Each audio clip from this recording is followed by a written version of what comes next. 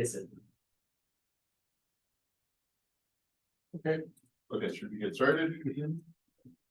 Okay, yeah, so welcome back, everyone. Yeah, so this is the 5th lecture, and we'll probably do a final lecture on Friday is the plan to finish up some of the things that we won't get to today. So just a reminder for people joining online, we have the Q&A feature activated, so if you have a question during the talk, type it into the Q&A. We have some moderators, so Pranav, Edward, and Ted are moderating, and if it's like a quick clarification question, one of them might just give an answer, or if it's needed, they'll let me know, and then we can ask it in person, or they'll read it out to me. Yeah, okay, so I think that's all for that, and then we can get started for the topic. So last time we were talking about constraints in gravity and how they're related to gauge invariance, and that was sort of a classical discussion. The goal for today is to apply the stuff that we did last time for how constraints show up in the classical theory to statements that you can make about the quantum theory. So in particular, when I say quantum theory, we're doing this semi-classical quantization of gravity and quantum fields. So we'll describe that a bit here.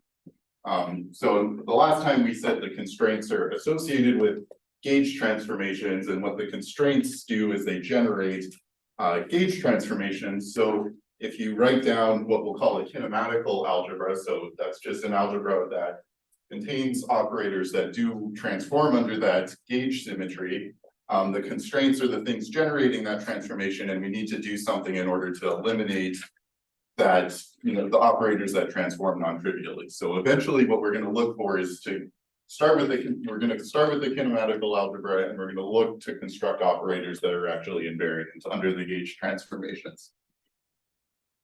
Okay, so the setup,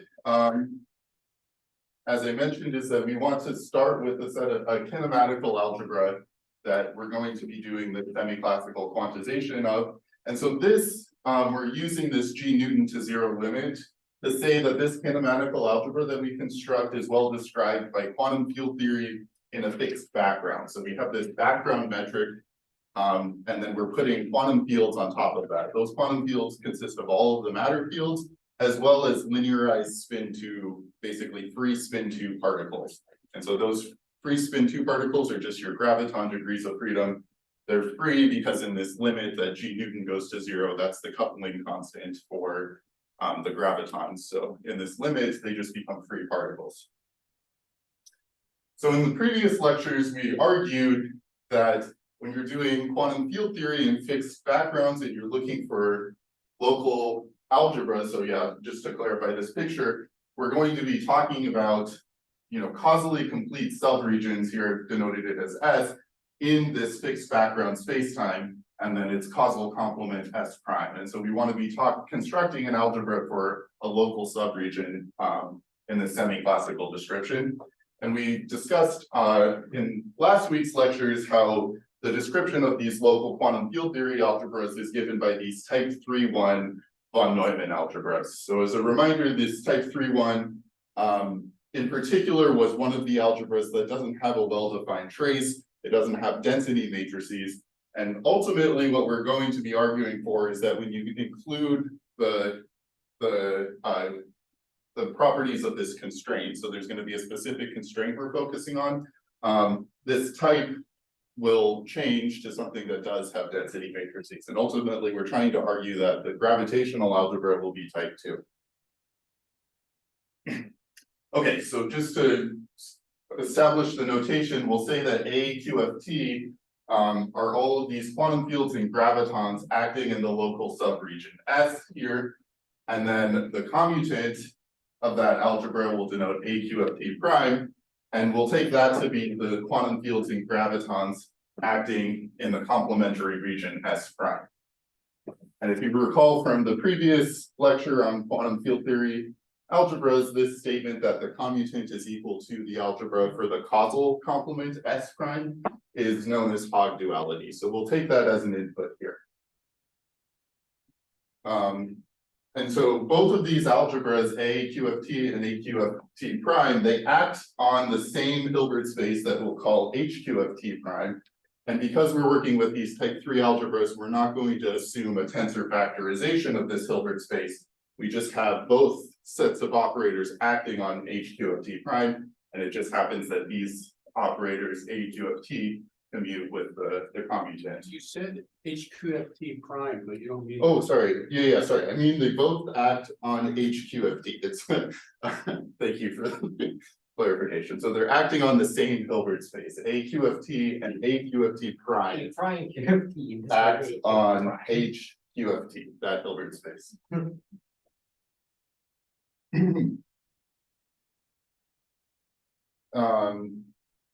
Yeah, okay, so that is the quantum field degrees of freedom. So what we discussed last time is that we also wanted to include some additional degrees of freedom associated with, coming up with a way to define these subregions and how to get dressed operators relative to an object in your spacetime. So in particular, we said that we were going to use some semiclassical observer degree of freedom, so that we call this their Hamiltonian H observer, in order to basically define a notion of time in the subregion S. And so the way we're going to model that in this setup is that it'll just be modeled as the position operator Q hat acting on a separate Hilbert space H observer, which is just given by the standard Hilbert space from undergrad quantum mechanics, just L2 of R. So that's just a real line.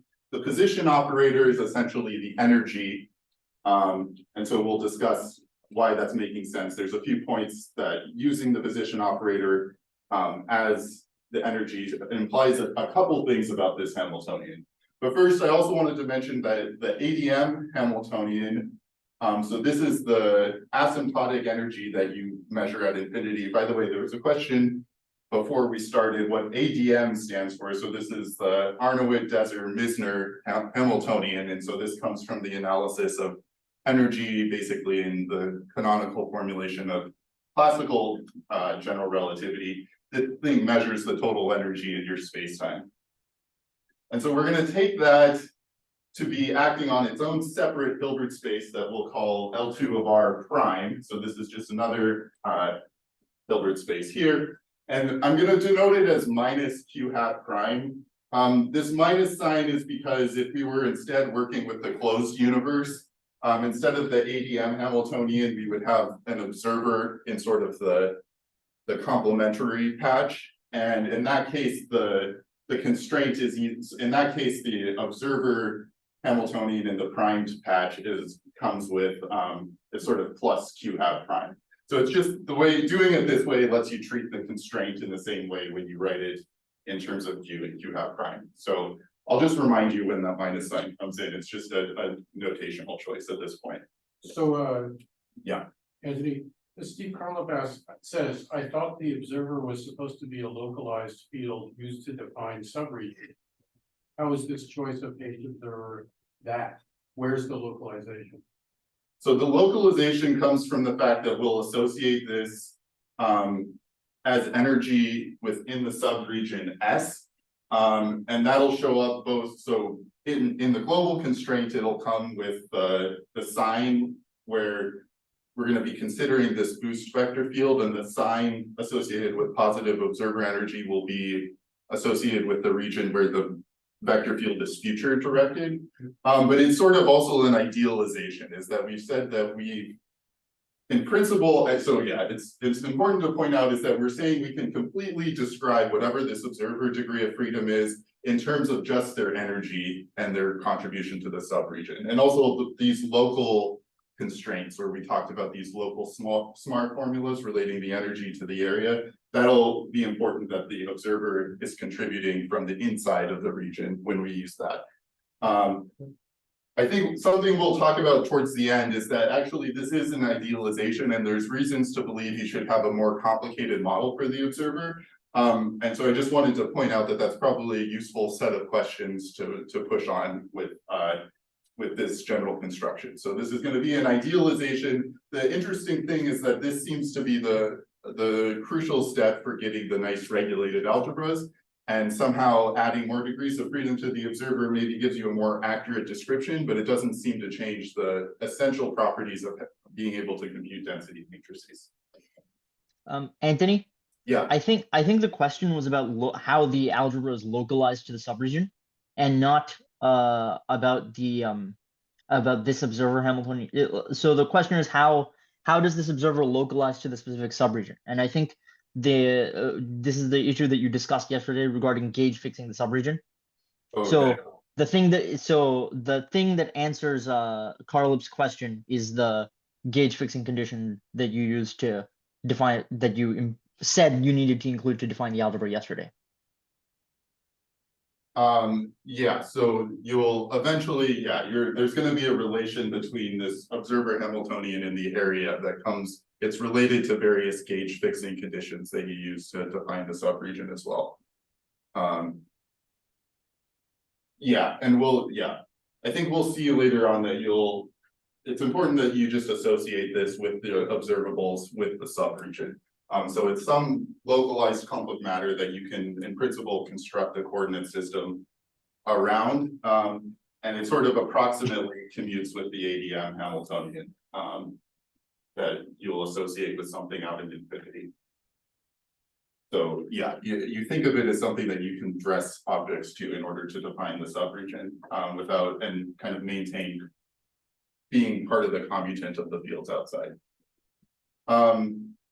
So one of the things about this is that this has the spectrum of the full real line. We are later going to impose a positive energy constraint and understand what that does.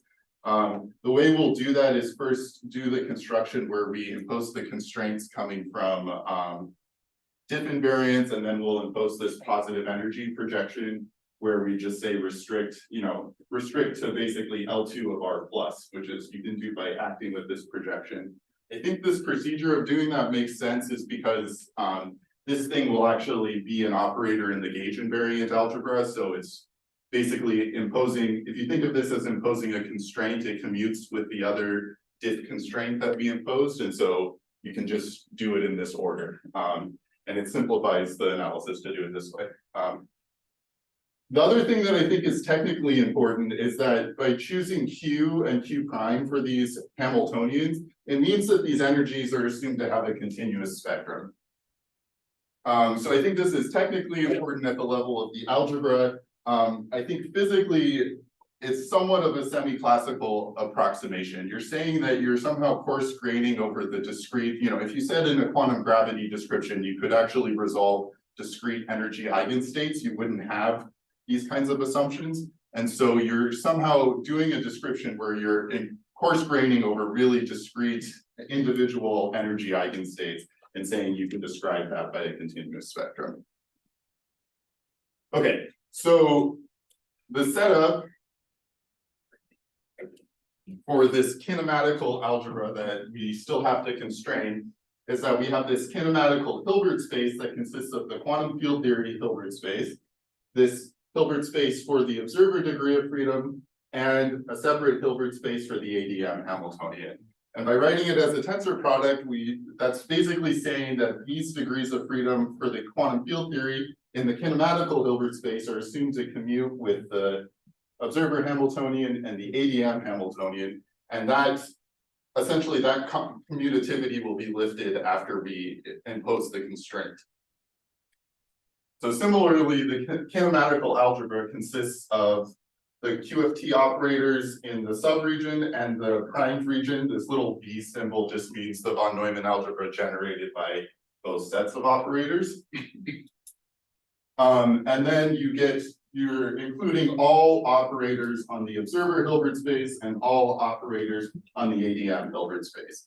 So what that means is you basically, in addition to the Q position operators, you have their conjugate momenta, because these have the interpretation of energies. The conjugate momentum will be, we'll call it P in a moment, will have the interpretation of a time coordinate, so a time operator in that case. So just keep in mind that when I start writing P, you can really think of that as the time operator in the Hilbert space.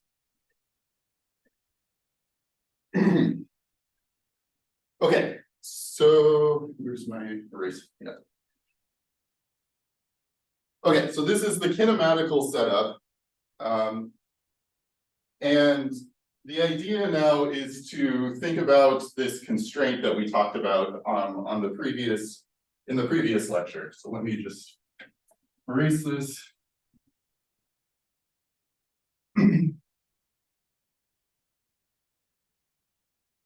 And also, yeah, just to explain the perspective, the idea is that we are assuming that we've used this localized observer in the subregion in order to essentially construct a local coordinate system that essentially is a gauge fixing in the subregion.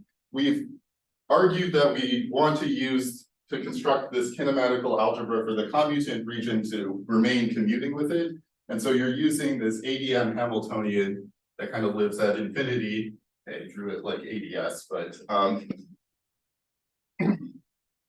let's just draw the ADM Hamiltonian is kind of living at infinity. You have some asymptotic boundary that you use to construct a coordinate system in this outside region. And so that comes with it with an assumption of sort of a partial gauge fixing in order to define these kinematical algebras. So the idea is that because this construction is necessarily quasi-local, you should expect it's not a complete gauge fixing because we haven't related how this interior coordinate system to the exterior coordinate system. And in principle, there should be constraints that say, okay, you haven't fully fixed the gauge. So if you had fully fixed the gauge, there would be no constraints, because essentially the constraints generate transformations that move you off of the gauge fixing. So there remains constraints coming from the fact that we haven't fully fixed the gauge.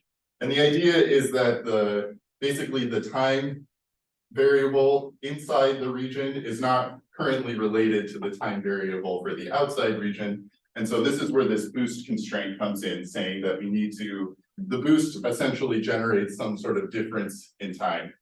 So we're going to consider this time flow for a vector that's future pointed in the subregion, past pointed in the complementary region, and impose the constraint on this kinematical algebra, which currently, essentially, we're trying to relate the times defined by the observer and the asymptotic boundary to the times experienced by the quantum fields.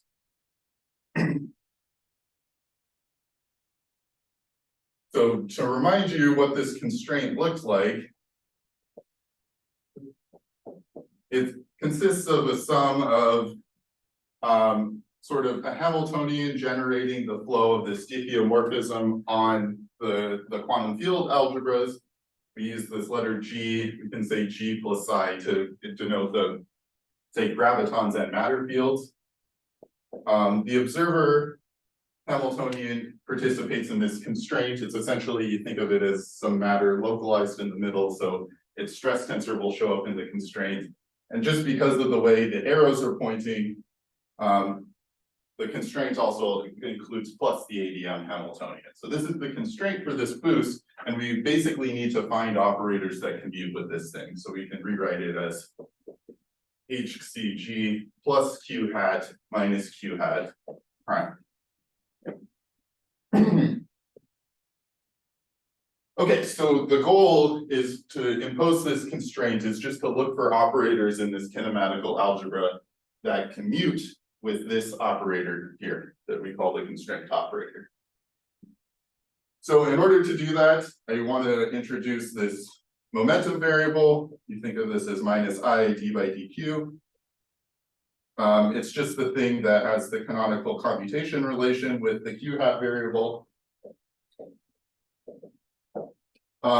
And so, yeah, I want to try to explicitly show some of these calculations. So one of the main things you have to keep in mind is that this P generates translations in Q and vice versa. So the one relation that we'll be using a lot is that when you conjugate Q by the exponential of P, this just shifts Q. And in this formula, Y is going to be any operator that commutes with both Q and P. So to construct the dressed algebra, say the gauge invariant algebra associated with the subregion S, we're going to look for the so we already want to include, yeah, maybe not switch the boards. We want to include the operators in AQFT and the operators associated with the observer degrees of freedom, so the observer's energy and time. And we want to look for the subset of these operators that commute with this constraint. So I'm going to go ahead and write down the subset of operators in this algebra that commute with C. We'll call that A hat. And essentially, if you have an operator here, you can do this little dressing with this P hat variable, A e to the minus I P hat HCG. And then I'll just write Q hat as well. So if you look at what this operator is doing, if you see what the commutation relation of this dressed version, so here I conjugated by e to the I P hat HCG, this H is generating this time evolution on A. Conjugating like this, if you work out how Q acts on this operator, as you pass it through, the first term kind of shifts Q by plus HCG, and then when you move it past, when you conjugate it past here, you get an HCG on the right with a minus sign, and you can work out as an exercise that that means Q hat plus HCG commutes with this. We've already defined Q hat prime as acting on this separate Hilbert space, so it already commutes with it. So that's how you see that this dressed version of the operator commutes with our constraint operator here. And you can also see that Q hat itself obviously commutes with itself, and these two operators act on different Hilbert space. So this is the operator in the operators in this bounded operators here on the observer Hilbert space that commutes with the constraint as well. So this will be the gauge invariant algebra associated with this subregion S. So similarly for the complementary region, we just want to look for the subalgebra of the AQFT prime and the degrees of freedom associated with the ADM Hamiltonian. And we'll call this A tilde. And just by a similar argument, it'll look like e to the minus I P hat prime HCG, A prime, where now A prime's in the AQFT prime, e to the I P hat prime HCG, and Q hat prime. So then these operators also commute with the constraints just by the same argument. Okay, so the way we set it up, you can check that this algebra commutes, so A hat commutes with A tilde. I'll just write it schematically like this. So that means these guys are contained in the commutants of the others, but because they're acting on this kinematical Hilbert space, there consists operators in the commutant of A hat in the kinematical Hilbert space that are basically not gauge invariant. So the commutant of A hat is bigger because we're acting on this non-gauge invariant Hilbert space. And so one of the things that it's nice to do here is to, so here we sort of found the set of operators that are gauge invariant, but we also want to impose the constraint on the Hilbert space so that at the end of the day, we would want the commutant of this local subregion algebra to actually equal the gauge invariant operators in the causal complement region. So I wanted to describe how that operation works, where you impose this constraint also on the Hilbert space.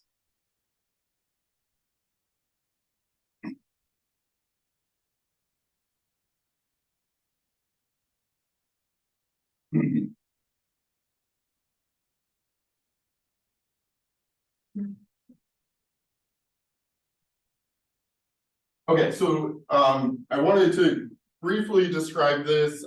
There's a nice extended discussion of this in the CLPW paper that's listed in the course materials. Just to remind you, this is 2206.10780.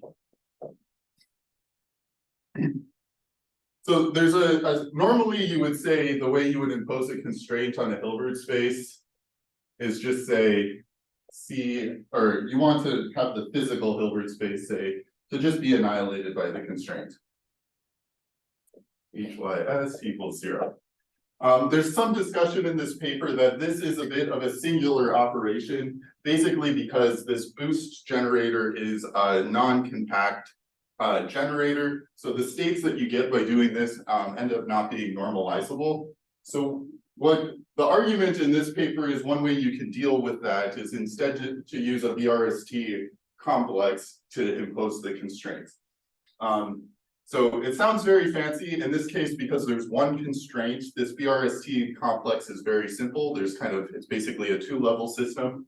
But maybe I probably won't describe the details of the BRST complex, but what the end result is for your physical Hilbert space, instead of requiring that the constraints, it's the states annihilated by the constraints, you want to construct a space of co-invariance. So space of co-invariance,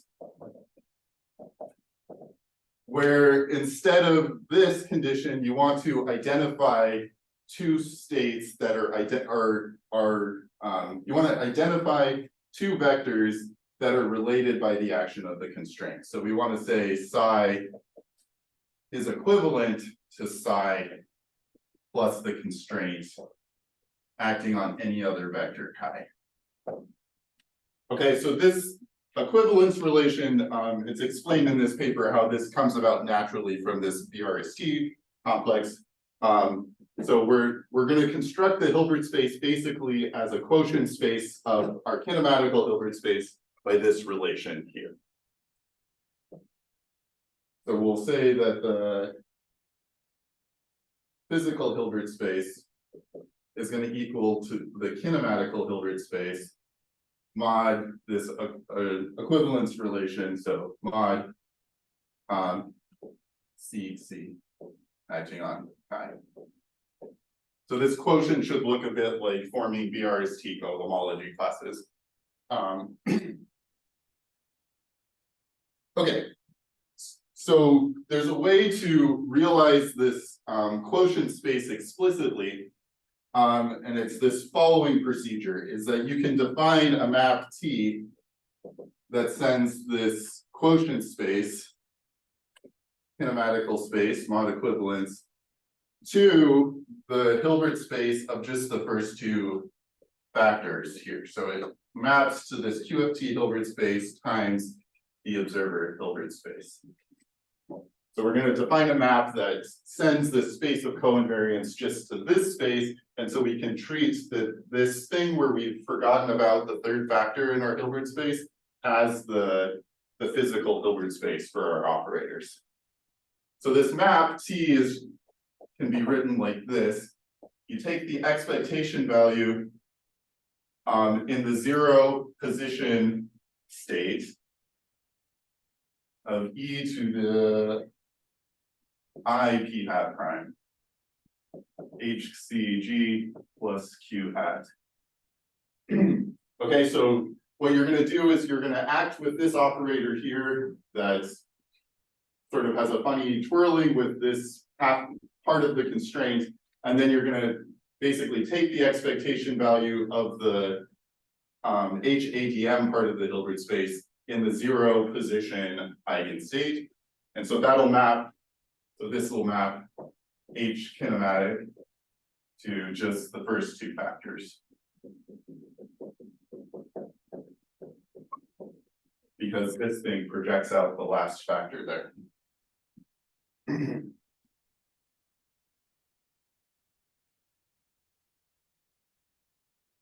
Yeah, so the first thing you want to check is that this is consistent, it defines a good operator on this quotient space. So you can check the T acting on the constraint operator.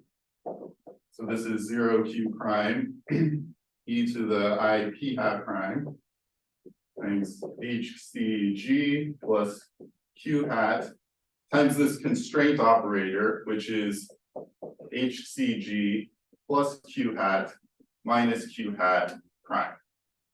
So basically what happens is when you move this twirling factor, these operators here commute with both the first ones, but it shifts the q hat prime, because this is p hat prime here by this term. When you shift that, it just cancels. So this will send q hat prime to q hat prime plus hcg plus q hat. And so then these terms will cancel this. So this is equal to 0 q prime minus q hat prime, which is 0. So it'll act consistently on any representative of this equivalence class here. So it defines a good operator. And then you can further argue that this map is an isomorphism from this quotient space down to this Hilbert space that just acts on the first two factors. So we want to ask what this operator does to these algebras here.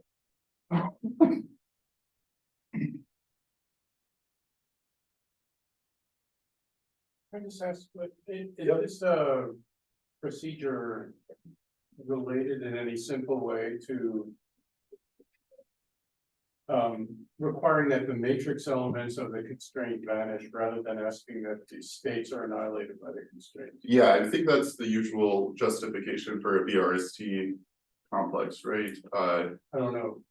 I believe, yeah. So I do think that it's sort of like you're asking that the matrix elements of the constraints vanish. And that's, I think, yeah. So I'm not an expert on VRST, but I think that's where, so we didn't write down the complex, but I would encourage you to look at this because it's a very simple discussion of VRST. And this is the end result. And then there's a further discussion for why you pick this specific cohomology class. But I think it's ultimately justified in terms of what you said, matrix elements vanishing. But so I wonder if, is it justified in the sense of intuition, like that would work for, you know, a better behaved Hilbert space, but in this case, you have to do it this way? Or could we have also just demanded that matrix elements vanish? Oh, sorry, what do you mean just I think doing this would be what you ended up with. Do you think it's completely equivalent? I think so, yeah. I don't want to 100%, but yeah, I think it is the same. Okay. Yeah. Yeah. Oh yeah, so I just wanted to show you, so what does this thing do? So how does T act on one of these operators, say, that was already constructed from things acting on that Hilbert space and kind of trivially on the ADM part? So you can do T acting on e to the I p hat h, e to the minus I p hat h, 0 q, e to the minus I p hat prime. Oops, h.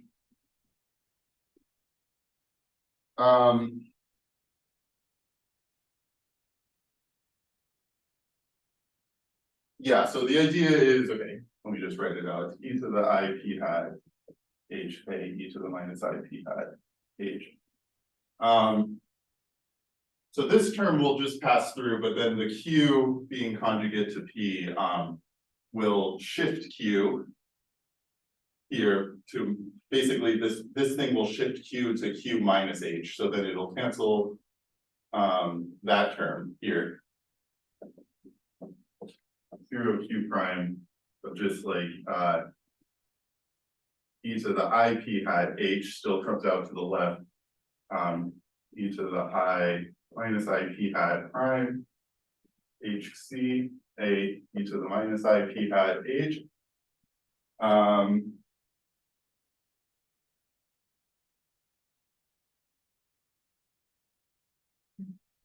right, let me just check.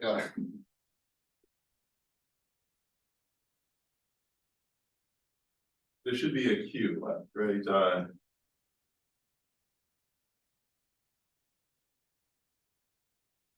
Was the HC? Yeah, sorry, there's a cancelled? Q here, right? Or, The HC was cancelled by the shift Q, right? yeah, this was canceled and then this guy's still left, right?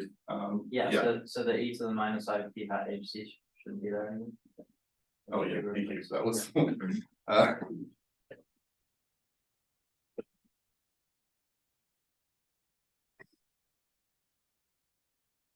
You still have the e to the I,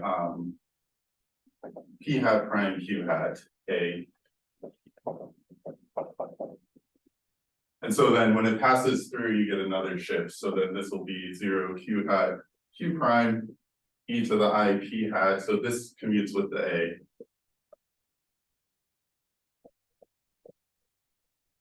And then again, you get this shift here.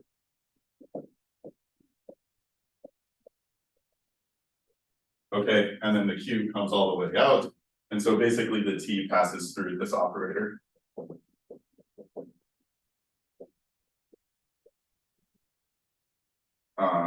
0 q, well, I'll just write it as t.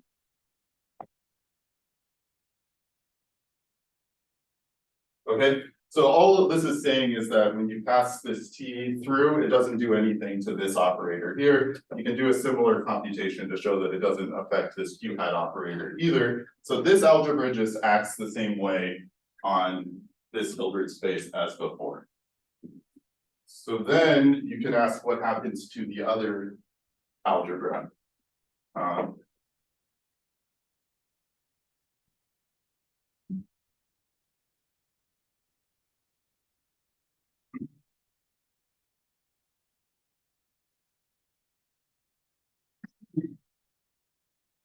So yeah, let's compute t acting on one of these twirled guys with the p hat prime.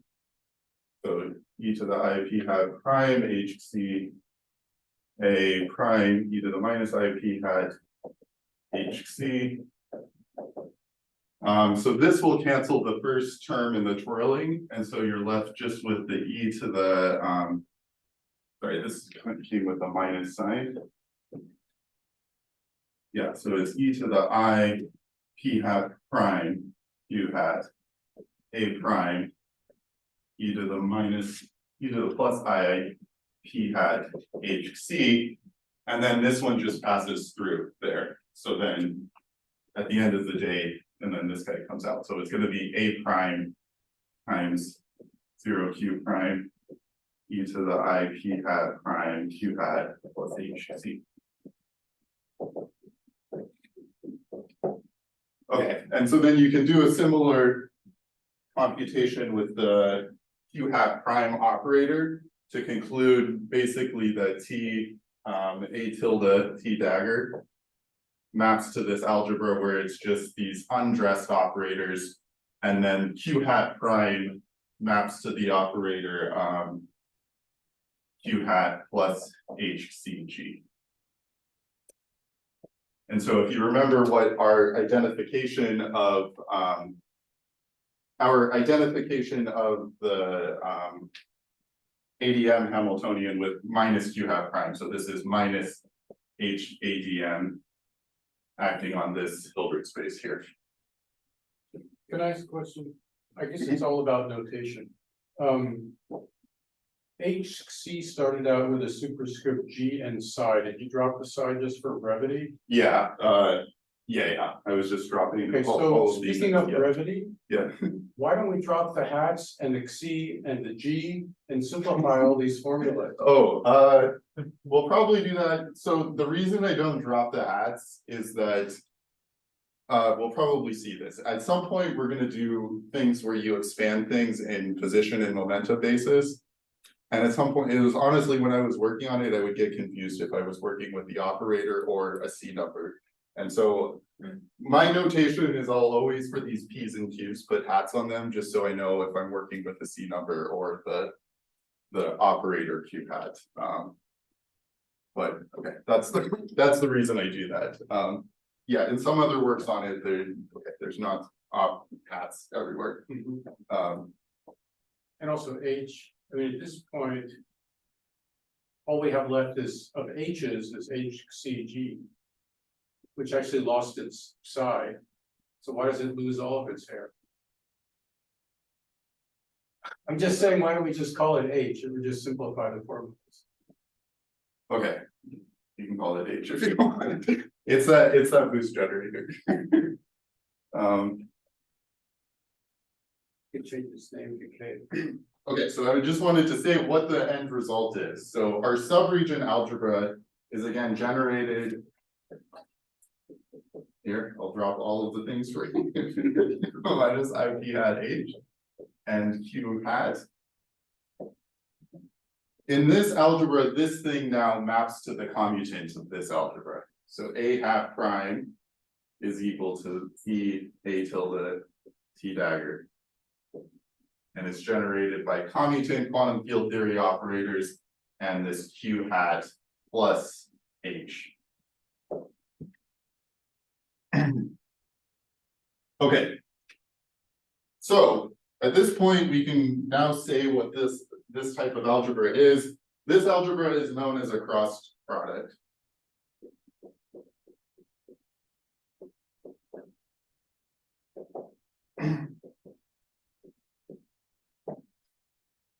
So I'll just try to explain a bit about what this is. So a cross product is a construction in von Neumann algebra theory. It's closely related to semi-direct products that show up in group theory.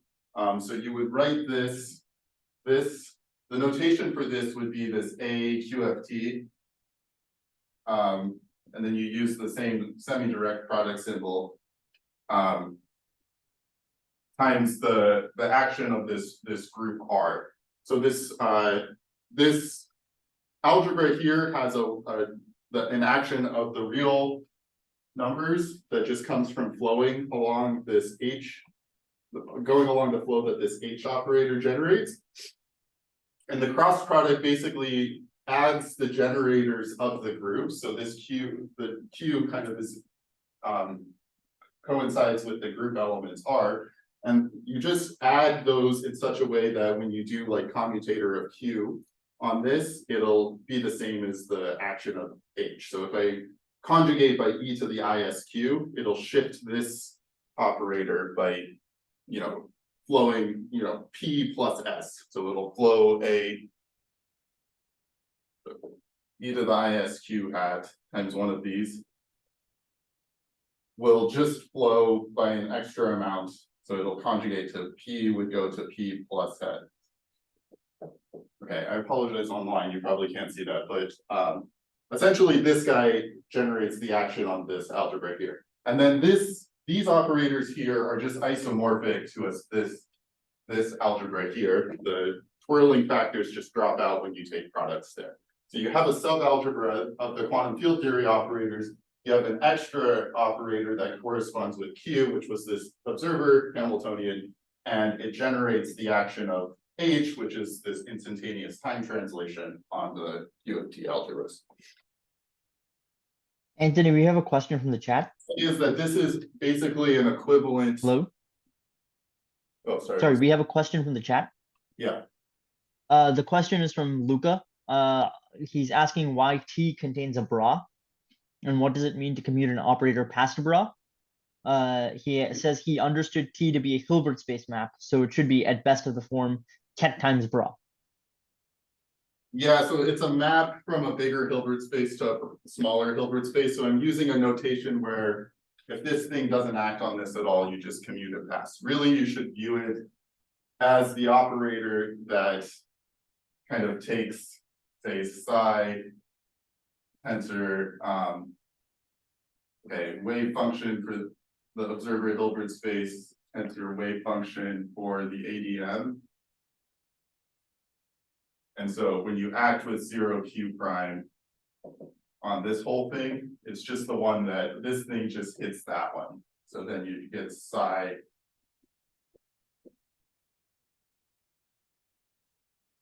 Basically, this gives you the value of this at 0. So 0 Q prime, f of Q prime. Okay. That's how you would define that linear map. So I'm doing it in a way that's a little easier for, I think, calculations, at least for me, but you would define it as this linear map, basically. You can also expand it in a momentum basis and define it as sort of an average over the flow generated by this on operators there. That are, well, yeah, of states of this form, and then take these to be momentum basis. I also Yes. have something I wanted to clarify. Okay. Regarding the identity of HQFT, and the operators A that you assume to be acting on HQFT. Yeah. So when you define HQFT and A, those are already at that level. You've already imposed the linearized constraints, right? Yeah, I assume the linearized constraints, say for the gravitons, you've come up with a way to impose the constraints on that kinematical AQFT algebra. Okay, you have the linearized constraints and linearized gauge fixing conditions, so that the A's are like well-defined observables on HQFT. Yeah. Okay. So then C is the constraint at like some next perturbative order. Yeah, so it's important at the next order, but it's because this observer Hamiltonian and ADM Hamiltonian essentially are decoupled in this linearized limit. So you impose the constraint basically that says, okay, those need to be what they will be when you go to the next order. So basically you match the ADM energy to the total energy in the correct way. Okay. Yeah. Yeah, the final point I wanted to make about this commutant algebra is this is another form of the cross product. So what you can do is if you conjugate all of these operators by this e to the minus I p hat h here, we'll convert this one into something that looks like this. So this is just another, this is a unitarily equivalent presentation of the cross product algebra. And so both A and its commutant are now realized as cross products, and we want to start looking at the properties of this algebra that we've constructed now.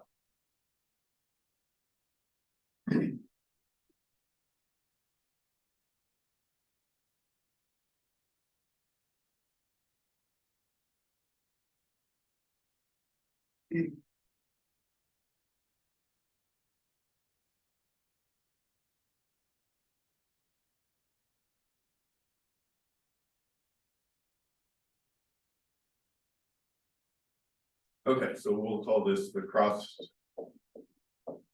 product algebra. So at this point, we want to see if we can say something about, the claim is that we can identify this as a type 2 algebra, and we want to see that explicitly by basically arriving at a trace for these this algebra of dressed operators that we've written down.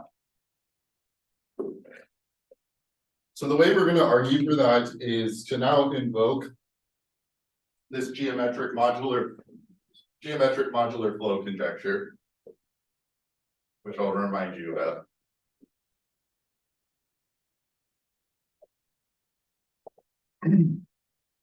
So the statement was, we talked about last Friday, that any geometric flow that looks like a boost near an entangling surface for this subregion, so CA, on the quantum field theory algebras, we argued that that actually should be the modular flow with respect to some state. And the idea is that near the entangling surface, the spacetime looks like Rindler, and the field should approach the vacuum. And we saw, using the Visignano-Wigman theorem, that in the exact vacuum for the Rindler wedge, the boost generator is the vacuum modular Hamiltonian.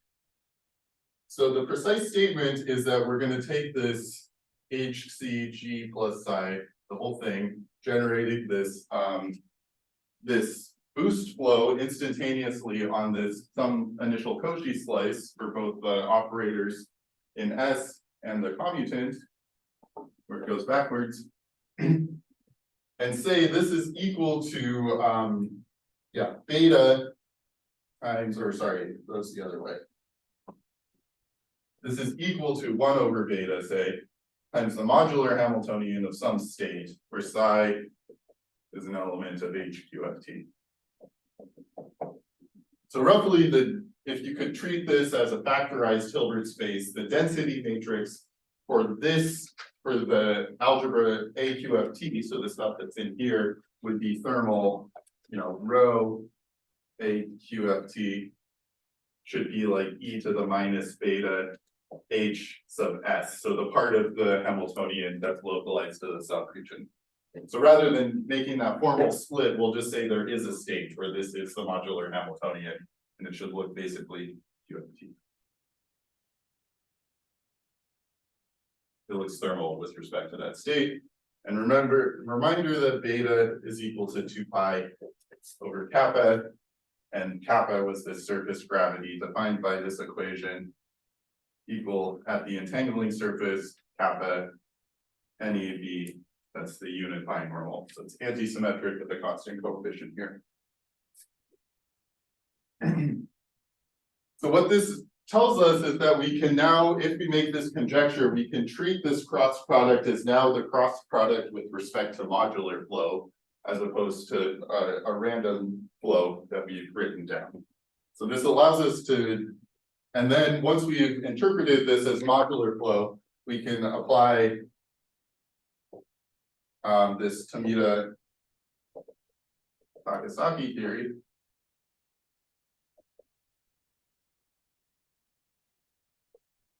to the dressed algebra. So what we're going to do is now write down a state for this Hilbert space here, and we're going to try to compute the modular operators for this dressed algebra under the assumption that there exists this state where the modular flow is geometric and agrees with this Hamiltonian we've written down.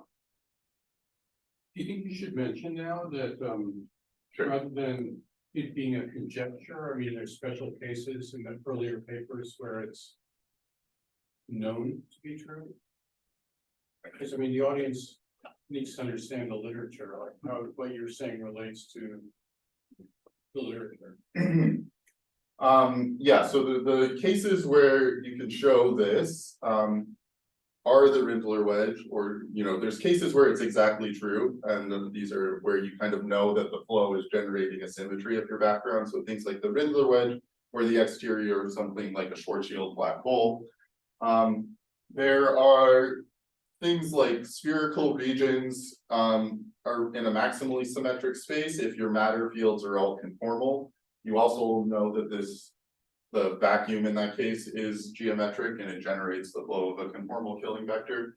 And then there's some more recent kind of interesting cases where maybe you have a killing vector, something like Schwarzschild de Sitter, where in that case you have sort of a, hopefully I'll draw this okay. You have sort of a black hole horizon and a cosmological horizon, and you can pick which horizon you want. But say if you write down the flow on this for this subregion on say where you take the Cauchy surface to be a null surface, you can show there's a state where essentially that this holds as well, that the modular flow looks geometric here, the modular flow looks geometric here. And this case is interesting because the surface gravities of the two horizons are rescaled, but what the modular flow does is sort of flows with one surface gravity here and it corrects the surface gravity that it needs to flow with over here in order for the modular flow to satisfy this zero law that the effective kappa is constant. So those are like the known cases. You can maybe come up with a couple other more trivial examples, maybe with like factorized spheres in a CFT, but then from there, it's something that's, it's something that should be checked. And so there's various ways you could try to prove this or, start seeing if you can construct more non-trivial examples. But I just asked, in the case of Schwarzschild de Sitter, is that, can you make that argument for interacting field theory as well, or is it only understood in free field It's okay, it's well established in free field theory in this paper by Cudler, Clown, Leukweiser, and Strandgren.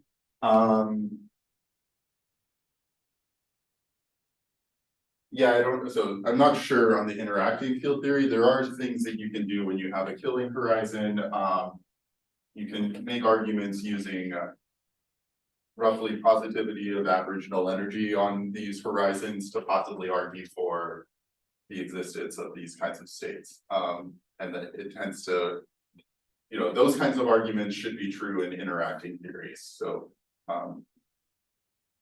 yeah, it may be possible, but I don't want to commit to the kind of because they haven't thought through that.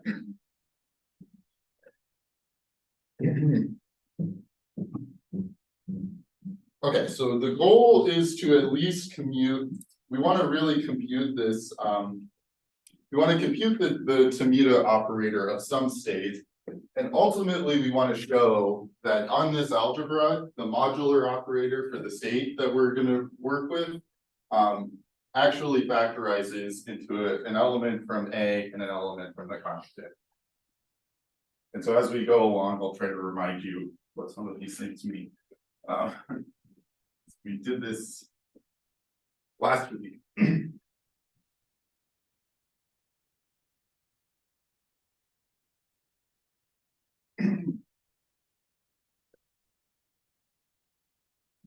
Okay, so we're going to use states that are constructed from this this thermal state, and so we have HQFT times H observer.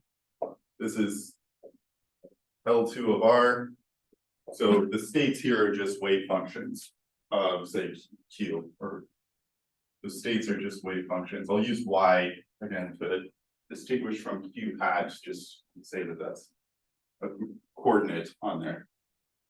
So we'll take a state of the form that's just psi on this and some wave function f, and we'll take f to be positive on the whole real line, but then otherwise normalized. And so what we want to do is compute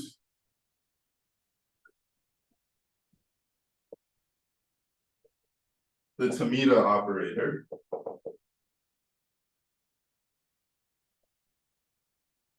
I'm going to call this psi hat. S psi hat, which recall that what this means is if A hat is an element of this AQFT, I'm sorry, not QFT, but this cross product algebra.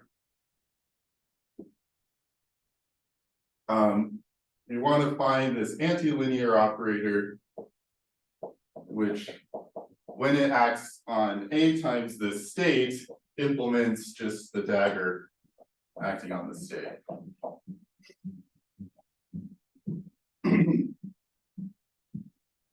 Okay.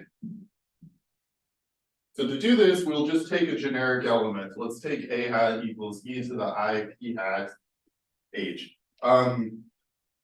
Yeah, I'm going to set beta to 1 for this calculation, but we'll put betas back at the end of the thing. So really this is h over beta. And I'll just set that to 1 for the calculation. E to the I u q hat. So a generic element will be a product, sums of products of things from the twirled QFT algebra, and then operators that depend in general on Q. We'll just take these sort of momentum eigenstate-like operators here. And basically, we're just going to compute this side and this side of this equation. So we can take A hat acting on psi hat, e to the I p hat h, a e to the minus I p hat h. Sorry, so the strategy will be to take these things, act on this state, and convert them into something acting on a fixed state. And the fixed state, the goal that we're going for is this state u, tensored with this momentum eigenstate on the L2 of R factor. U hat, and you act on psi and a wave function here. So you just expand this in the momentum basis we'll write that as F tilde of S. That's, so S is now gonna label the momentum basis.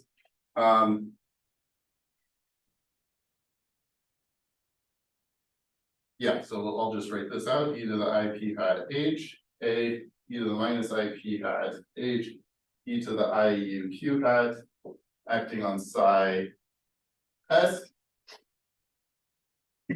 So what this e to the I u q hat does is it generates translations in the momentum basis. So acting on this, it'll just give you S plus Q hat.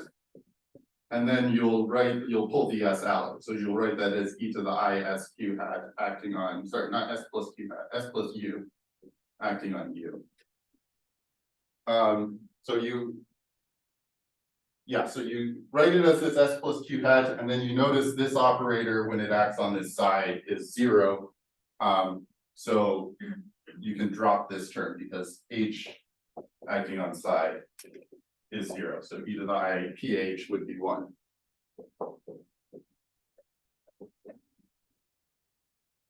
You write this as e to the I pH.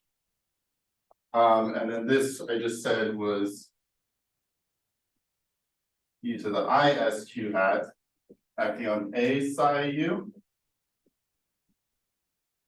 And then you just undo this Fourier transform here. And so at the end of the day, this is going to just be, you just have to get this on the correct side. So e to the I p hat H, F of Q hat. I'm going to put it root 2 pi for the Fourier transform normalization, A acting on psi U.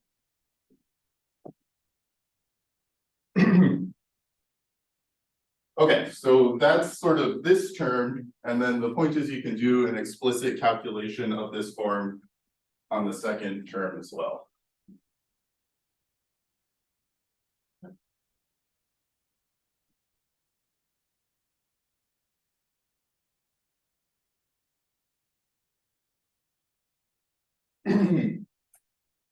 So you do this A hat dagger acting on psi F,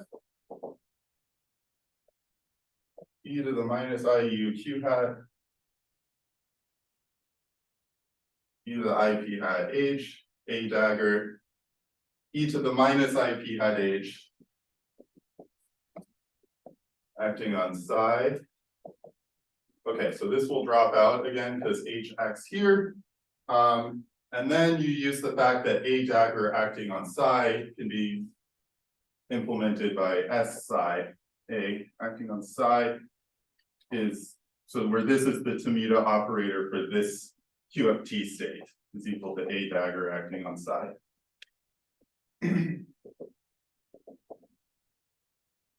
So then we write it as e to the I p hat H, S acting on psi, F star. The star here comes about because of this antilinear property of S. So there's various places in this calculation you have to think through what S being antilinear means. There's an A there.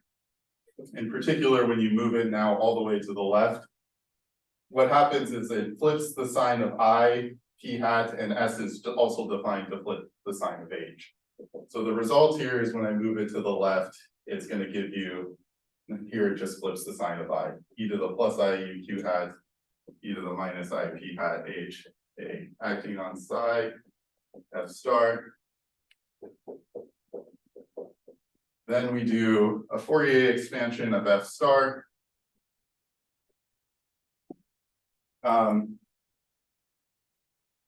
Then when this acts on the, well, okay, then this term basically can act, this P will act on a momentum basis, so it'll turn this P into an S. We'll write this as e to the I u q hat, e to the minus I s H, A psi S, where this is the momentum thing. Then you commute this e to the I u q, and you do the same thing where you switch this S for the U. So it shifts S to S plus U, and then you pull the S out. F tilde of S star, e to the minus I s H, and basically e to the I s q hat, A acting on psi U. And then you can undo the Fourier transform. So this is root 2 pi S psi F star of Q hat, and then there's an S here, minus H. Acting on A psi U. Okay, so this was maybe a little more detailed than I had anticipated. I just wanted to show you that this computation is actually just doable using elementary, essentially quantum mechanics from undergrad and some techniques, because now, well, yeah, basic algebraic manipulations. Because now we have sort of both sides of this Tomita equation, and we can just write down the final result for the Tomita operator. So we just need to now, we essentially have this side and this side from these two things.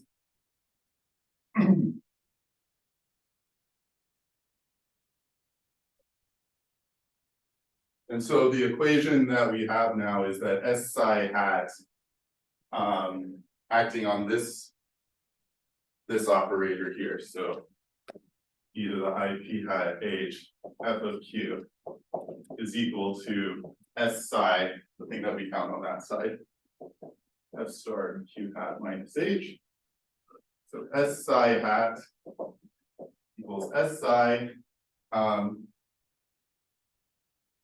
Let's do this expansion now. So then the Tomita operator for the quantum field theory has this polar decomposition in terms of J, and this modular operator for the state psi. You can write this as J psi delta psi 1/2 F star of q hat minus h, and then we just divide it by this f of q hat e to the minus I p hat h. And then we'll just move this way so that we can see the polar decomposition. E to the minus I p hat h. Basically, it's f star of q hat. So when you pass this through, you shift all the q's again. F of q hat plus h, okay, delta psi 1/2. Okay. Is a question? Let me circle that. Yeah, okay. So we're out of, yeah. So, can you remind me why little h on psi is 0? And why is that not in conflict with separability of the state in Tomita's theory? Yeah, so it comes from the fact that, well, yeah, basically I'm gonna erase some of this because we don't need it anymore now that we have the circled thing.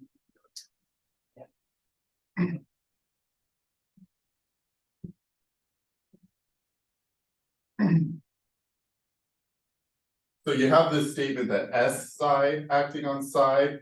You can think of this as just inserting the identity operator. So this has to just equal the identity operator dagger, which is just equal to the identity operator. You further show that separately both components, so J psi acting on psi equals psi, and delta psi acting on psi equals psi. Takes a little bit more work, but you can show this, I think, just with algebraic techniques. Delta psi equals e to the minus h psi. So if psi is an eigenvector of e to the minus h with eigenvalue 1, then that just means h psi has to have eigenvalue 0. And so this implies that minus log delta psi equals 0. Yeah. So there's no, yeah, I don't know, there's no separability that comes into that, I guess, yeah. Yeah, I didn't understand that part of the question. Why is it not in conflict with separability of the state? The question disappeared, so I guess it's. Yeah, I mean, intuitively, it's like if you want to imagine splitting H into a positive and a negative frequency part, it just means that this state has compensating positive energy in the subregion and negative, well, the analog energy in the complement Yeah, region. this is they the cancel full out. H. Yeah, it's the two-sided H, yeah. Can I just stop you for a second to talk about the equation in the box? Yeah, Yeah, I'm gonna say more about it too, but yeah, I all of want this to talk about this. calculation for the past few minutes was just to relate the Tomita operator for psi hat to the Tomita operator for psi. Yeah, And the difference between psi and psi hat So Just the observer state was mixed in. yeah, so psi hat is a tensor product basically between the observer wave function and this KMS state that we picked for the subregion. Right, and you got this, it seems like you got it by acting on a special class of states. Was that a basis of states so that? Yeah, so we did an additive basis for the algebra, and we solved the matrix elements basically of this operator on that basis. So yeah, we picked an additive basis for the algebra by cyclic separating them, acting on this state will generate, dense subspace of the Hilbert space. And so we said on those states it has to be this, and then that should fix it. Yeah. And one more question. Since it's just elementary and the answer is fairly simple looking, is there a way to just see the answer without doing the calculation?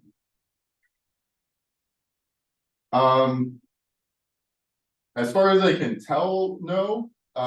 There's one thing that might simplify it is that there's actually an even simpler state.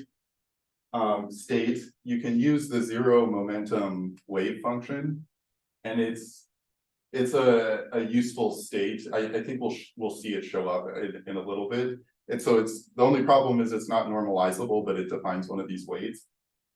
This computation is simplified there because this wave function f kind of drops out, it sort of becomes constant.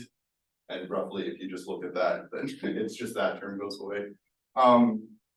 Yeah, I don't know if there's a simpler way. In the Witten gravity in the cross product paper, he does a computation of the modular operator, which is always a little harder because the modular operator delta is like S psi dagger S.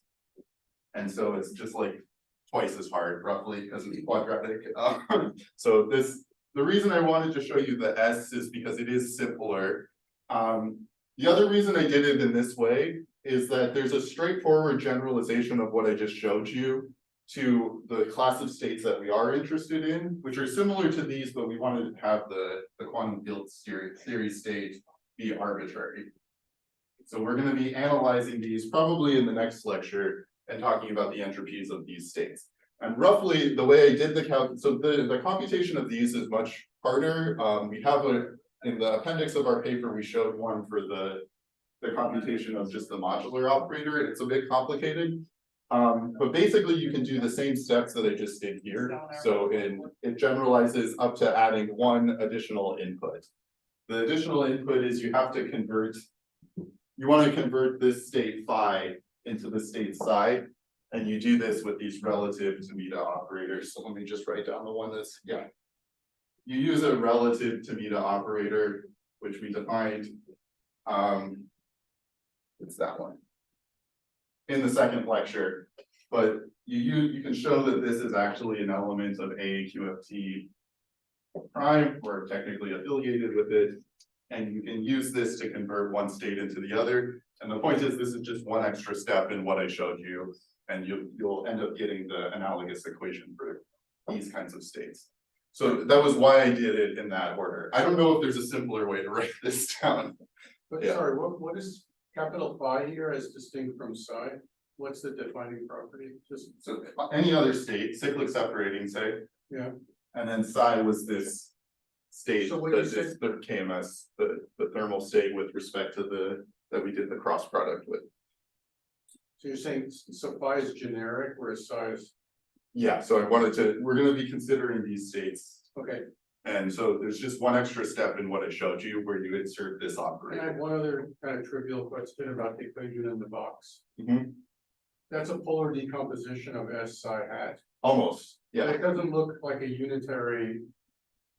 Sorry, we're almost, so the way the polar, so the thing I have to do is generalize to real F, and then it's a polar decomposition. So actually, I wanted to write those equations for the polar decomposition. Oh, okay. Because it didn't look.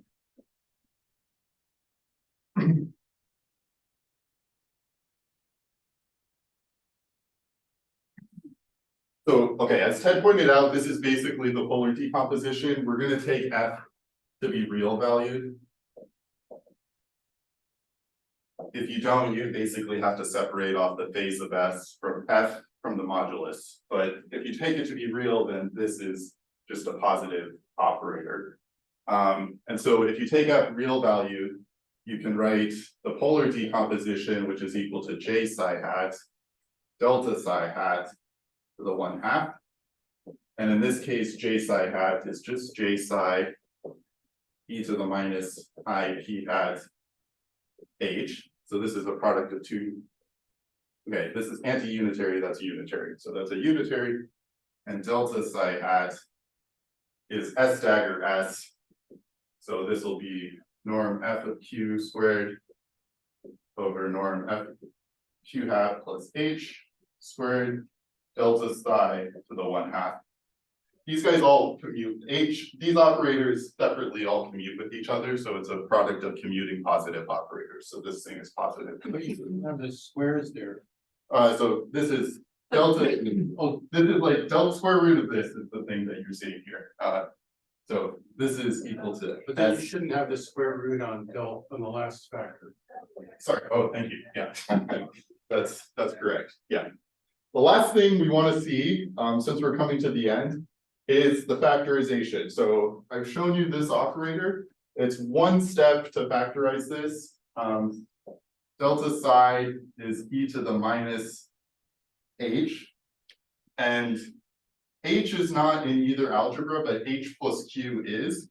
So we're going to write this as, we're going to multiply and divide by e to the q hat. So we want to now say e to the minus q hat is e to the h minus q hat is actually in the commutant algebra. So you just write this as f of q hat squared e to the q hat times e to the minus q hat delta psi over f of q hat plus h. Okay, so now q hat is an element of a hat, and q hat plus h, you know, since we've dropped all the beta factors, is an element of a hat prime. So this is in a hat, this is in a hat prime, and so we've written this basically as a product of density matrices now. Inverse. Okay, so this is just to show you that this operator that we wrote down does factorize into the two algebras, and at no point did we need to use the fact that the quantum field theory operator factorized. It's just that because the modular operator of the quantum field theory is actually in one of the algebras, and more precisely, it's this combination of modular operator plus this q hat is actually in the commutant algebra. Okay, I think we're out of time, but so next time we're going to use the fact that this modular operator factorizes in order to construct the trace. And from there you get entropies, etc. And so then we want to show at the end of the day that the entropies you compute with that trace are related to the generalized entropies. Okay, so yeah, I'll stop there and we'll do questions now. This seems to be one of the. I'll go ahead and ask this one. It's short. In the cross product construction you outlined, is there some implicit assumption about the relation between the observer's time and the time generated by the modular flow? If so, could you elaborate on the reason for this connection? So roughly the constraint ensures that the time measured by the observer, which is this P operator, agrees with the time, you know, felt by the quantum fields. And so, well, okay, so it's the constraint relates the two times at least at an instant of time. And so it ensures that this Q hat acting on the Drest operators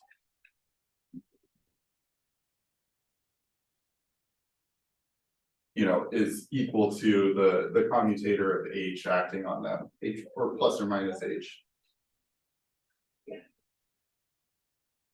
Acting on e to the I p hat H. Roughly the constraint just tells you that this Q does generate the time evolution. So in a sense, the time that Q is interpreted as an energy, the time that evolution is generating agrees with this time here, which we've argued using this geometric modular flow is a modular notion of time. But instantaneously on the slice that you did the construction, it is the instantaneous time evolution. So yeah, I'm not sure if that answers the question, but let's see. There's not a follow-up yet. I'm just wondering, you think what I'm wondering.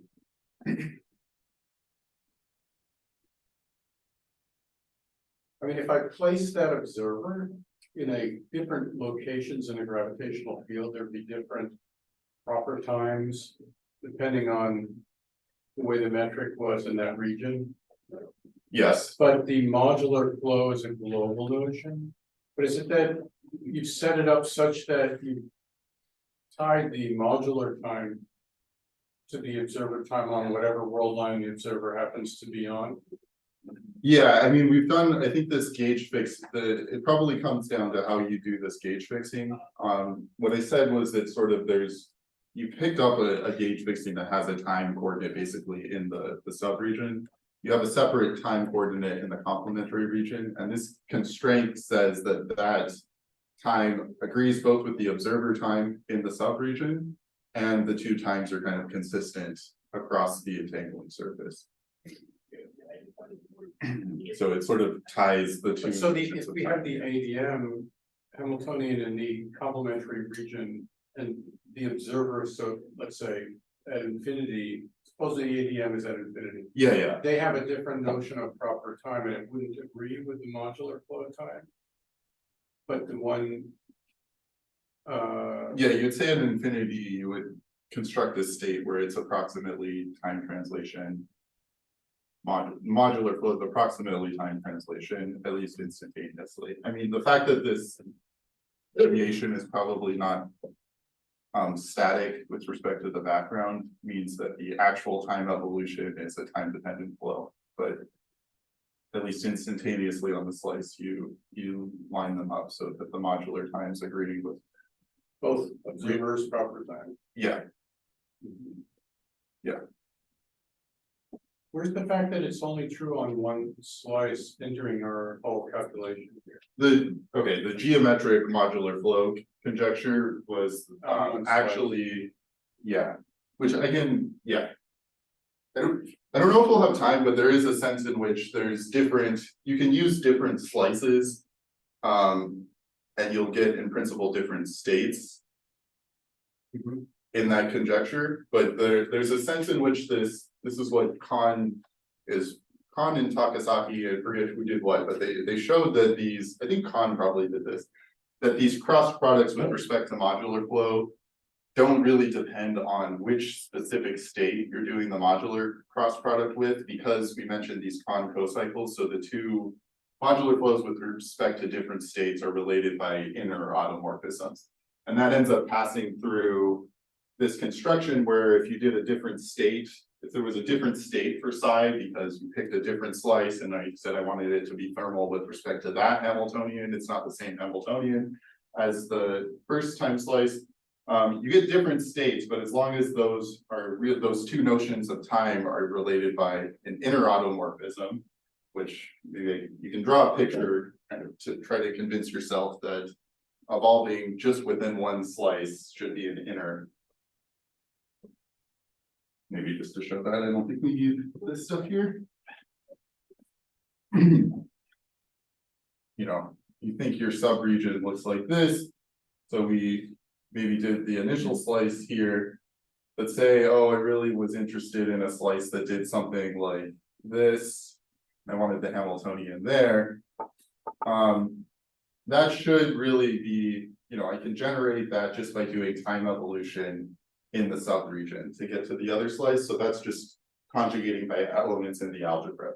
So there's a sense in which the construction, so it'll look different because you'll have a different state and these dressings will be different, but the algebras are actually unitarily equivalent.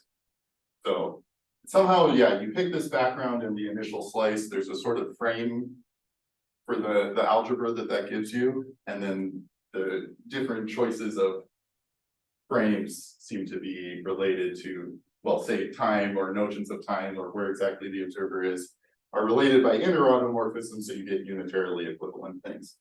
I should mention this was one of the motivations for thinking about this geometric modular flow conjecture, and it relates to, in Witten's original cross product paper, he said that he thought this con cocycle related to background independence of the construction. And so that was maybe one of the motivations, is to try to utilize that statement. And so here the backgrounds are just different notions of time within the same background. It seems like it's at least a subset of a background independence of it. So, okay, that was a drawn out discussion, but yeah, some important comments there. Krishna Jalan had a question which was requested to be tabled to the end. Do you want to unmute yourself and ask it?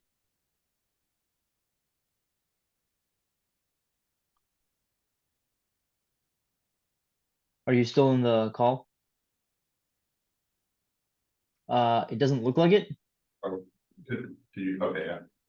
Yeah, I mean, it is. Except maybe something has appeared here.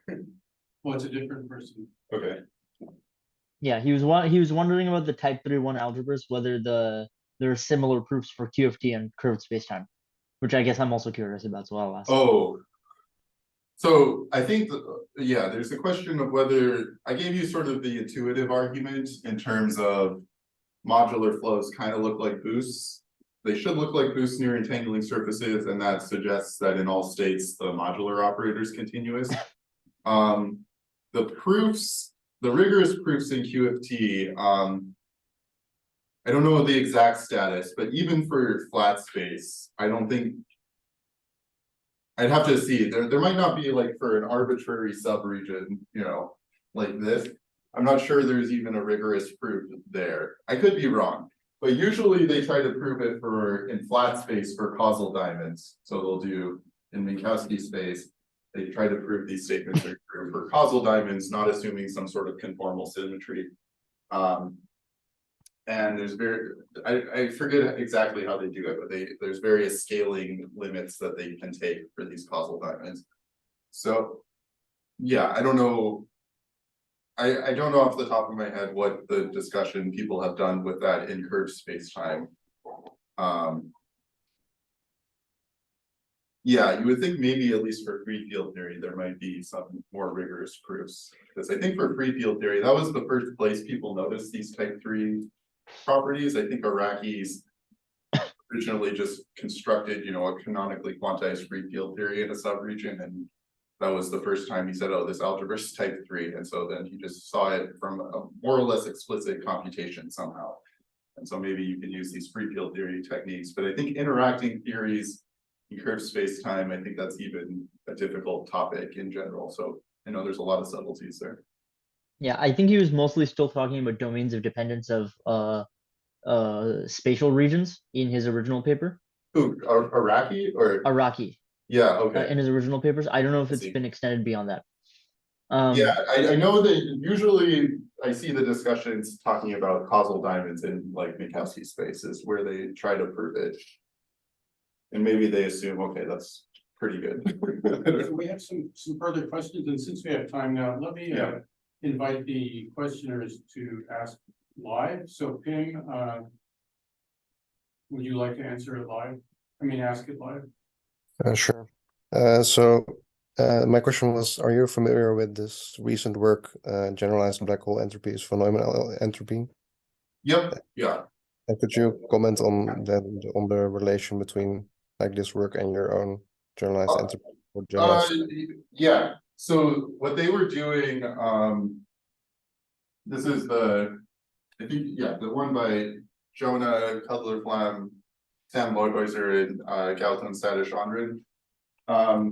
They were looking at killing horizons, basically. So this was like the Schwarzschild de Sitter, as an example, this Schwarzschild de Sitter setup.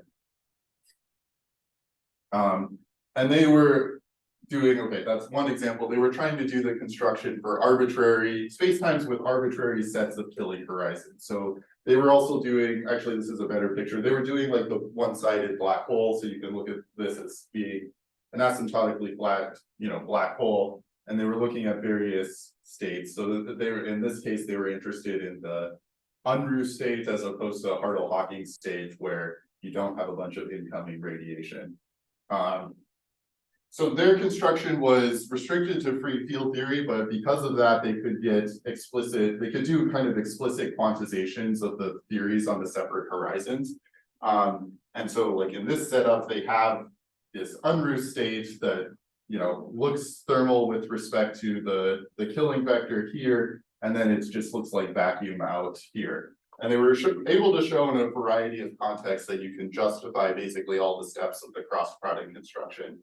The way I was interpreting what they did is they were actually in these various contexts, they were confirming this geometric modular flow conjecture explicitly. Okay, for this Unruh state, it maybe takes a little bit more explanation for why it works. So they were using the fact that, this subregion algebra for the stuff from this horizon is type 3.1, and then they were using in the Unruh state that this is essentially more like a global state in a vacuum. So they said the full algebra before you do the constraints is a product in this context.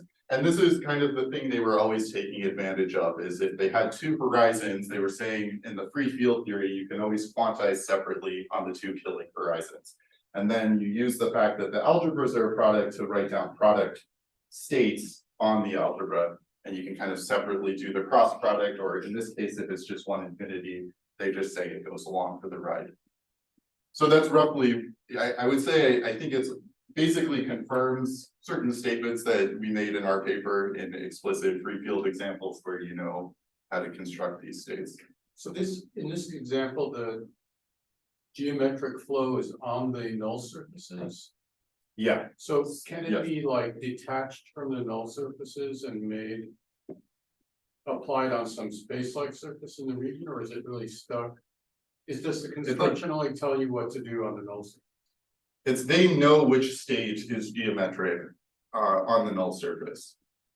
Yeah. In principle, there would be in some others, it's not going to be geometric on this, but because time evolution, you can kind of do inner evolution to get to this other horizon. There should be some other state, I would say, that is geometric instantaneously on that slice, assuming that you can this reasoning in terms of the properties of the flow near the entangling surface is correct, that any flows that look boost-like there.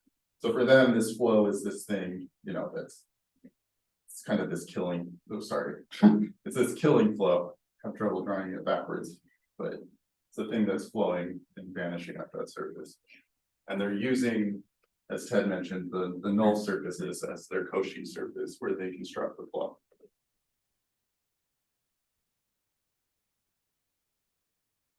But it disappeared. Thanks. I typed a response to it, but that was just a comment. Luca, feel free to unmute yourself and ask it. Hey, Anthony, can you hear me? Oh yeah, what happened? We turn the volume down. We got a bit of echo, but yeah, I can hear you. The volumes. Here. Okay. Are you still there, Luca? No.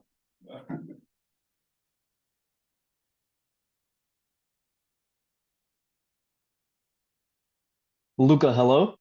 Are you there? I can see you're still on the call. Okay, can you hear me now? Yeah, sorry, there's some echo before, but. Okay, thank you. Sorry, I don't hear you very well, but okay, I'll try to ask anyway. I was just wondering about ADS-CFT and the fact that one of the assumptions is that the ADS Hilbert space is isomorphic to the CFT Hilbert space at finite n. Okay. So one of the things that I'm confused about is that a CFT is just a field theory. So how does that fit into the type 3-ness of finite regions CFT that we discuss? And how do you think of 1/n corrections? Okay, I'm not sure, you said something about finite regions, CFT. I'm sorry, I meant subregions. I meant In the bulk? subregions. Sorry. Sorry, you mean you want CFT subregions or bulk subregions is what I'm asking. I meant CFT subregions in the boundary. Okay, so yeah, maybe, well, just to comment on how there is a really nice picture, at least in the two-sided black hole case in ADS CFT. And so there you really have, you know, you have the thermal field double. And so you think of it as having two copies of the CFT. At each boundary here, you're sort of on the sphere. You're putting a CFT on the sphere. It's a compact region and you're looking at the global algebra. So the global field theory algebra is supposed to be type 1 infinity. And so in the Heuser-Lüb paper, they said, okay, that's the finite end picture. And so you're in a thermal state that's entangled between these two type 1 algebras. But then they said in this large N limit was when, if you're above this Hawking Page phase transition, so that you expect the bulk picture to be an actual black hole, that's where they said the algebra that survives at this large N limit should be identified with the stuff on the outside. And that's how you get this emergent type 3. So for subregions, so maybe we need this. The subregions is also interesting because for subregions in a CFT, the algebra is supposed to be type 3 even at finite n. And so then this is the whole picture where you have the bulk entanglement wedge there. I guess I'm not totally clear what the correct story is for these regions that extend out to the boundary, how to do this bulk picture and the cross product story there. Yeah, just because at the end of the day, you kind of know you're not trying to get a type 2 algebra. It's sort of, this is a type 3 subregion QFT algebra at any value of n, just because you're doing quantum field theory on the boundary. So there's a question of what you're supposed to do to implement the constraints. And is there an analog of this cross product story? I mean, there's the usual UVIR correspondence where the fact that this is type 3 is related to the fact that this, in the bulk, this surface goes all the way out to infinity. So there's really an infinite distance there. So things like entropies are blowing up kind of from the bulk perspective, just because the area of the surface is IR divergent. I think there's a set of questions there, how to apply some of these constructions to this example, things like Rindler wedges in ADS. So the setup I was always considering and basically for this course is where you have sort of a localized region, and then if there is an asymptotic boundary, you're including complete asymptotic boundaries.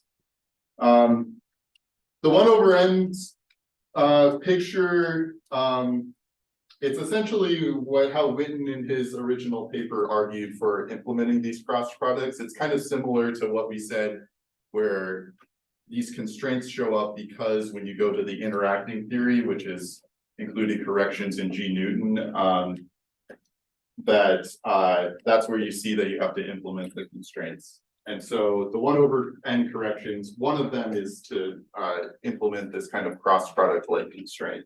And then there are basically small corrections that just determine how you would dress the region and how you construct these algebras AQFT. But there's sort of a big one that's related to these kind of global constraints. Okay, so a few comments. There was a few comments on your questions. We're good. Thank Yeah, you. Thank you very much. Sorry, one thing to comment is that that big change that you just mentioned adds the ADM Hamiltonian to this type 3-1 algebra, turning it into a type 2-1 algebra, right? Yes, or type 2 infinity. Yeah. That's yeah. Yeah. You include that separately. Yep. Okay, I have a question about the order by order, not necessarily the order by order thing, or like the perturbative order issue that we that came up earlier. So the constraint that you are requiring to commute with the algebra is like a perturbatively evaluated like next order constraint. If past the linearized order, like Hamiltonian constructed out of the graviton fields, right? I mean, it arises from requiring that your theory consistently embed in the interacting theory. And as I've mentioned, you want to make sure that these observer and ADM Hamiltonian degrees of freedom, which kind of aren't there they're not constrained at all by any sort of dynamics in the linearized theory, that they match up to what they would be in the interacting theory. So okay. What about the gauge fixing conditions that you discussed last time? Are those also gauge fixing conditions somehow implemented at the next order? I think you have to think a bit about those gauge fixing conditions. So I don't know exactly, but I do think there are a set of questions on, and that's how to construct this algebra in detail that you have to think through. So we have a short discussion in our paper about one way we think that you should do that, but I think it's kind of an open question. But I do think you have to solve those. You can solve those perturbatively in this G Newton, and you do need to handle that. Okay. Yeah. And just to be clear, the linearized theory is completely gauge fixed, right?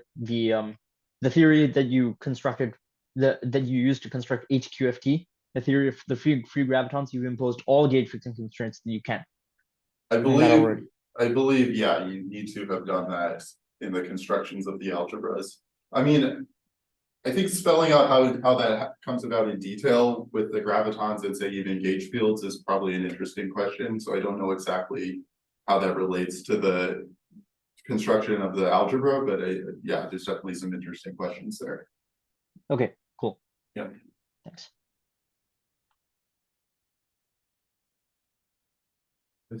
Any other questions? Yeah, so yeah, just to remind people, we have one more lecture on Friday, so we will have time to get any lingering questions on Friday as well.